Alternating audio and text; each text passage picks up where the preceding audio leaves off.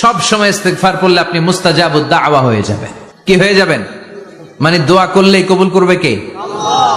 মুস্তাজাবুদ দাওয়া, এই টার্মিনোলজি, এই পরিভাষাটা কি আজকে প্রথম শুনলেন? জি জি জি। খেয়াল রাখবেন, মুস্তাজাবুদ দাওয়া মানে এমন ব্যক্তি, যেই ব্যক্তি দোয়া করতে দেরি কিন্তু দোয়া কবুল হতে দেরি হয়। হাত তুলে দোয়া করতে দেরি, মুহূর্তেই দোয়া কবুল করে নেয় কে? আল্লাহ। আপনি যদি সব সময় ইস্তেগফারের আমলটা করেন, আপনারা মুস্তাজাবুদ দাওয়া বানিয়ে ফেলবে কে? আল্লাহ। আপনারা ইমাম আহমদ ইবনে হাম্বলের নাম শুনেছেন? আমাদের ইসলামে 4টা মাযহাবের প্র্যাকটিস আছে, অনুশীলন। হানাফি, শাফিঈ, মালিকি, 4 নাম্বারটা কথা কন। আরো অনেক মাযহাব আছে, কিন্তু এই 4টা মাযহাব বেশি প্রসিদ্ধ। গোটা বিশ্বের মানুষগুলো কোরআন সুন্নাহর আলোকে যে আমলগুলো করে, এটা 4টা মাযহাবের রেফারেন্সের সাথে কোনো না কোনো ভাবে মিলে যায়। এটার প্রথমটা হচ্ছে হানাফি, দ্বিতীয়টা শাফিঈ, তৃতীয়টা 4 নাম্বারটা সবাই বলেন কি নাম? হাম্বলি। ইমাম আহমদ ইবনে হাম্বল এই মাযহাবের ধারক, বাহক, প্রতিষ্ঠাতা। তিনি ছিলেন জগৎ বিখ্যাত মুহাদ্দিস, ওনার পুরো জীবনটা উনি হাদিস সংগ্রহের কাজে ব্যয় করেছেন, এবং একক স্বতন্ত্র হাদিসের গ্রন্থ হিসেবে পৃথিবীর সবচাইতে বড় যে হাদিসের কিতাব, ওইটার নাম হচ্ছে মুসনাদে আহমদ ইবনে হাম্বল। যারা আলেম ওলামা আছেন জানেন না? মুসনাদে আহমদ ইবনে হাম্বল, এটার মধ্যে প্রায় 40,000 হাদিসের কম্পাইলেশন আছে। সুবহানাল্লাহ, বাড়িতে গিয়ে বললেন, এত বিশাল হাদিসের গ্রন্থের রচয়িতা। ওনার শেষ জীবনে উনি হাদিস সংগ্রহের জন্য সফর করতেন। শীতের এক রাতে তিনি সফরে বেরিয়েছেন। এক মসজিদে মাগরিব আর এশার সালাত পড়ে তিনি ভাবলেন ফজরের সালাত এই মসজিদে পড়ে সকালবেলা বেরোবো, যেহেতু বাইরে শীত, কই আর যাব। ব্যাগ থেকে কাঁথা বের করে হাদিস পড়তে শুরু করেছেন, আর ভাবলেন হাদিস পড়তে পড়তেই রাতটা কাটিয়ে দিব। কিন্তু মসজিদের দারোয়ান এসে বলে, মুরব্বী, মসজিদে তো থাকা যাবে না, আপনি বেরোন। আহমদ ইবনে হাম্বল অনুনয় বিনয় করলেন যে তোর কাছে হাত জোর করে ক্ষমা চাই বাবা, এই শীতের রাতে আমারে বের করে দিস না, আমি রাতটা মসজিদে কাটাতে চাই। আমি ফজরের নামাজেরও মুসল্লি এই মসজিদের, আমি ফজর পরে তারপরে যাব। দারোয়ান সে না ছোট বান্দা, সে বলে না, মসজিদে থাকতে পারবেন না, বেরোন, না বেরোলে গাঠটি সহ ঘাট ধাক্কা দিয়ে বের করে দেব। চিনতে পারে নাই যে এটা মুহাদ্দিসুদ দাহর, এ যুগের সর্বশ্রেষ্ঠ মুহাদ্দিস ইমাম আহমদ ইবনে হাম্বল। এখন উনি আর কি করবেন, কিছু করতে না পেরে ব্যাগ নিয়ে বের হয়ে গেলেন। প্রচন্ড শীতের রাতে, কনকনের শীতে তিনি কাঁপছেন। হাঁটতে হাঁটতে, চলতে চলতে হঠাৎ দেখলেন একটা বাজার। ওই বাজারে এক খাব্বাজ, রুটির দোকানদার, শাবুন খাব্বাজ, যুবক রুটি বানাচ্ছে। যে সালাম দিলেন, আসসালামু আলাইকুম। বাবা, শীতের রাতে বিপদে পড়েছে, যাওয়ার জায়গা নেই। তোমার যে চুলাতে তুমি রুটি বানাও, এই চুলার পাশে বসে যদি সারা রাত আমি কাটিয়ে দেই আর চুলা থেকে আগুন পোয়াই, তোমাকে কোনো ক্ষতি হবে?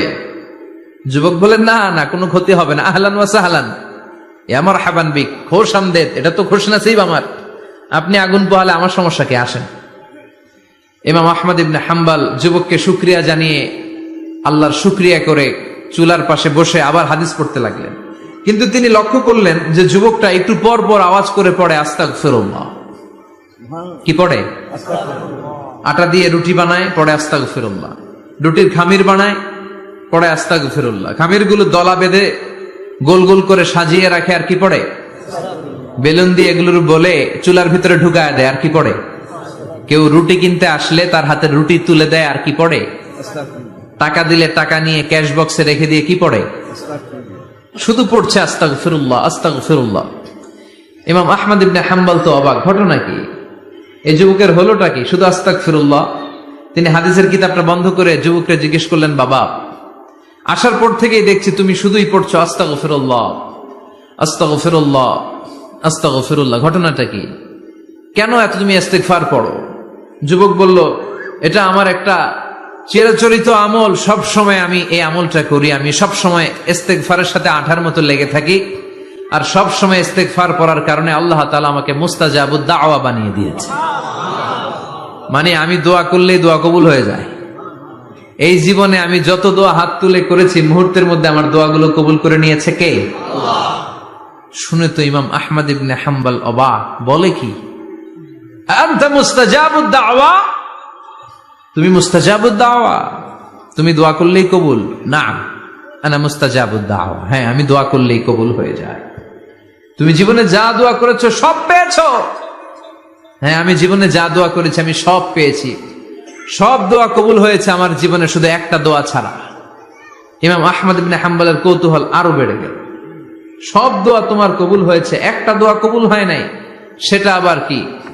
যুবক বলতে আরম্ভ করলো, আমার যে দোয়াটা কবুল হয় নাই সেটা হচ্ছে আমি আল্লাহর কাছে অনেকবার দোয়া করেছি, আল্লাহ শুনেছি এই জামানার সবচেয়ে বড় মুহাদ্দিস, তার নাম নাকি ইমাম আহমদ ইবনে হাম্বল। আল্লাহ তোমার কাছে আমার আকুতি, তোমার কাছে আমার মিনতি, আমি যেন এত বড় মুহাদ্দিসের হাতে হাত রেখে মুসাফা করতে পারি আর তার কপালে একটা চুমু দিতে পারি। আমার এই দোয়াটা আজও কবুল হয় নাই। আজও আল্লাহ তাআলা এই দোয়াটা কেন যে কবুল করে না আমি জানি না। একথা শুনে ইমাম আহমদ ইবনে হাম্বল আবেগপ্রবণ হয়ে গেলেন, আর নিজেকে ধরে রাখতে পারলেন না, চোখের পানি ছেড়ে দিলেন আর বললেন, ইয়া শাব, হে যুবক, আহমদ ইবনে হাম্বলের সাথে দেখা করার জন্য তোমার আহমদ ইবনে হাম্বলের দরবারে যাওয়ার দরকার নাই, তোমার এই দোয়াটাও আল্লাহ কবুল করে নিয়েছে। আহমদ ইবনে হাম্বল দেখা দেওয়ার জন্য তোমার দরবারে ছুটে এসেছে। আনা আহমদ ইবনে হাম্বল মুহাদ্দিসুদ দাহর, আমি হচ্ছে আহমদ ইবনে হাম্বল।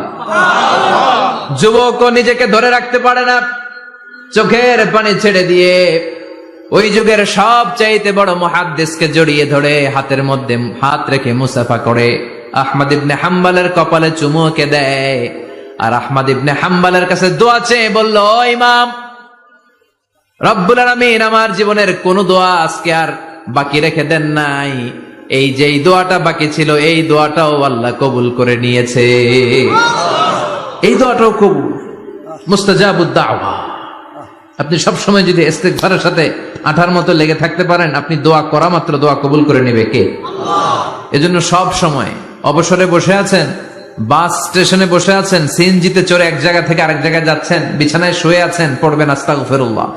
কি পড়বেন? প্রাণ খুলে মন থেকে আওয়াজ করে সবাই পড়েন আস্তাগফিরুল্লাহ, আবারও পড়েন আস্তাগফিরুল্লাহ, চিল্লায় পড়েন আস্তাগফিরুল্লাহ। বিশ্বনবী ইস্তিগফারের অনেকগুলো আলফাজ শিখিয়েছেন, সবচেয়ে সহজ যেটা শিখিয়েছেন সেটার নাম হলো আস্তাগফিরুল্লাহ। বিশ্বনবী জামাতে সালাত শেষে সালাম ফিরিয়ে আওয়াজ করে পড়তেন আল্লাহু আকবার, তারপরে 3 বার পড়তেন আস্তাগফিরুল্লাহ, আস্তাগফিরুল্লাহ, আস্তাগফিরুল্লাহ। পড়ার দরকার আছে না নাই? পড়তে রাজি আছেন তো? সালাম ফেরানোর পরে কি পড়বেন? নাকি দোয়া করার জন্য পাগল হয়ে যাবেন? আল্লাহুম্মা আমিন ইয়া আরহামার রাহিমিন, আছে না নাই? পাগল হয়ে যায় দোয়া করার জন্য, কিন্তু তাসবিহ গুলো পড়তে চায় না। বিশ্বনবী লম্বা তাসবিহ পড়তেন, সালাম ফেরানোর পরেই আস্তাগফিরুল্লাহ পড়তে রাজি আছেন? আবার বিশ্বনবী বললেন, যে ব্যক্তি পড়বে আস্তাগফিরুল্লাহ আল্লাযী লা ইলাহা ইল্লা হুয়াল হাইয়ুল কাইয়্যুম ওয়া আতুবু ইলাইহি, যুদ্ধের ময়দান থেকে যদি কেউ পালিয়ে যায় তার কোনো মাফ নাই, এটা অনেক বড় কবিরা গুনাহ। তাওয়াল্লি মিন ইয়াউমিজ যাহফ, যুদ্ধের ময়দান থেকে পালালে ওর কোনো মাফ নাই। বিশ্বনবী বলেন, যুদ্ধের ময়দান থেকে পালিয়ে এসেছে কোন মুসলিম সৈনিক, সেও যদি এই আস্তাগফিরুল্লাহ আল্লাযী লা ইলাহা ইল্লা হুয়াল হাইয়ুল কাইয়্যুম ওয়া আতুবু ইলাইহি মন থেকে পড়ে, তার জীবনের গুনাহ আল্লাহ মাফ করে দিবে। আবার সাইয়েদনা আবু বকর, সহিহ বুখারীর বর্ণনা, বিশ্বনবীরে বললেন, ইয়া রাসূলুল্লাহ আল্লিমনি দুআআন আদউ বিহি ফি সালাতি, ও নবী আপনি আমারে এমন একটা দোয়া শিক্ষা দেন যেই দোয়াটা আমি নামাজের মধ্যে করব। বিশ্বনবী বললেন, তুমি নামাজের মধ্যে পড়ো, আল্লাহুম্মা ইন্নী যালামতু নাফসি যুলমান কাসীরা ওয়া লা ইয়াগফিরুয যুনুবা ইল্লা আনতা ফাগফিরলি মাগফিরাতাম মিন ইনদিকা ইন্নাকা আনতাল গফুরুর রহিম। সুবহানাল্লাহ। এটারে আমরা বলি দোয়ায়ে মাসুরা, এটাও একটা ইস্তিগফার। যেখানেই ক্ষমা চাওয়ার কথা আছে ওইটাই ইস্তিগফার, বুঝতে পেরেছেন? আল্লাহুম্মা ইন্নী যালামতু নাফসি, ও আল্লাহ অনেক জুলুম করেছি, যুলমান কাসীরা, জুলুমের শেষ নাই, ওয়ালা ইয়াগফিরুয যুনুবা ইল্লা আনতা, আপনি ছাড়া এই জুলুম আর পাপ ক্ষমা করার কেউ নাই, ফাগফিরলি মাগফিরাতাম মিন ইনদিক, নিজ গুণে আমার গুনাহ ক্ষমা করে দেন, ওয়ালা ইয়াগফিরুয যুনুবা ইল্লা আনতা, আপনি ছাড়া গুনাহ ক্ষমা করার দ্বিতীয় কেউ নাই।